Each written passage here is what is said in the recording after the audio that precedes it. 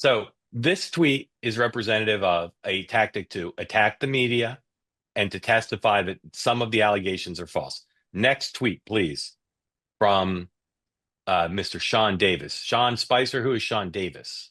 Sean Davis is the co-founder and CEO of the Federalist. That's the place where you might know Molly Hemingway is at, other folks very influential on the right. Right. So this tweet is, to me, extraordinary because it's opening up a new front in offense and defense.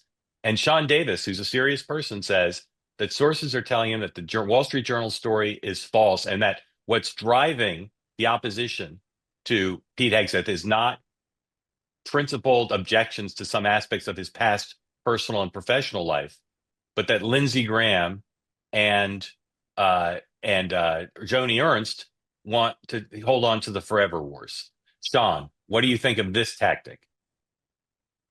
Well, look, obviously, I don't have any inside knowledge of it, just to be clear, but it actually, I mean, this is the kind of stuff that's going on, which is you have folks that, I mean, I mentioned yesterday, I think that we talked about Joni Ernst, how she was playing this vis-a-vis coming out in favor of Kash Patel. I think that this is going to carry a lot of water. I mean, this is now going to reinforce a good chunk of the Hegseth support team, which is, hey, these are all baseless attacks. There are people that are trying to undo, and it plays right into the narrative. I mean, I was down at Mar-a-Lago. There are people that are attacking the nominees because they don't like them or because someone that they supported wanted someone else.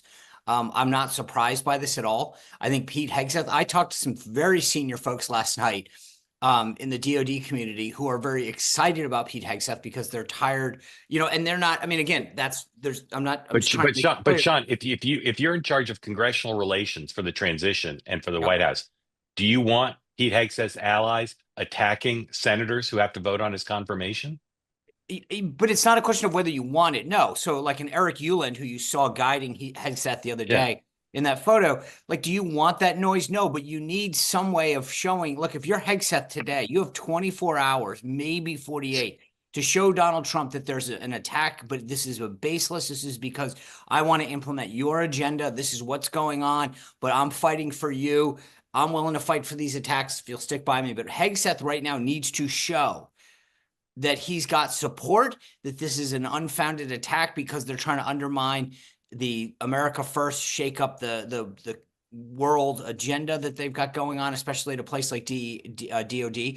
So you don't necessarily want it, but he needs something out there to say, this isn't real. See what they're doing. This is why, right? So, okay. So just to frame that, to make sure I understand what you're saying, they're blind quotes in the Wall Street Journal and elsewhere that basically, if you're a sophisticated reader, say Mar-a-Lago doesn't think the guy's going to make it, and it's just a matter of time unless he can somehow magically turn things around.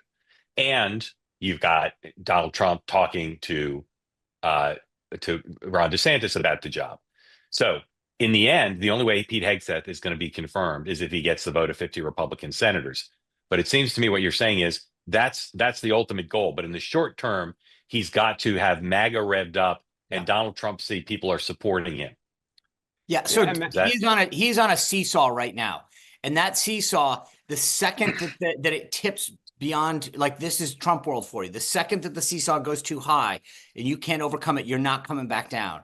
And right now, Pete needs to pile on, show he has support, show he's fighting, show he's defending himself. I mean, this is sort of a la Kavanaugh right now, which is, if you're not going to fight for yourself, I'm not going to fight for you. And I got somebody who can take your place. So Pete has, in my opinion, about 24, 36 hours. He needs these people that have been skeptical of him. And I know he's got a series of meetings today with people like Lindsey Graham, Joni Ernst. He needs them to come out publicly today and say, I met with Pete. He alleviated my concerns and I'm behind him.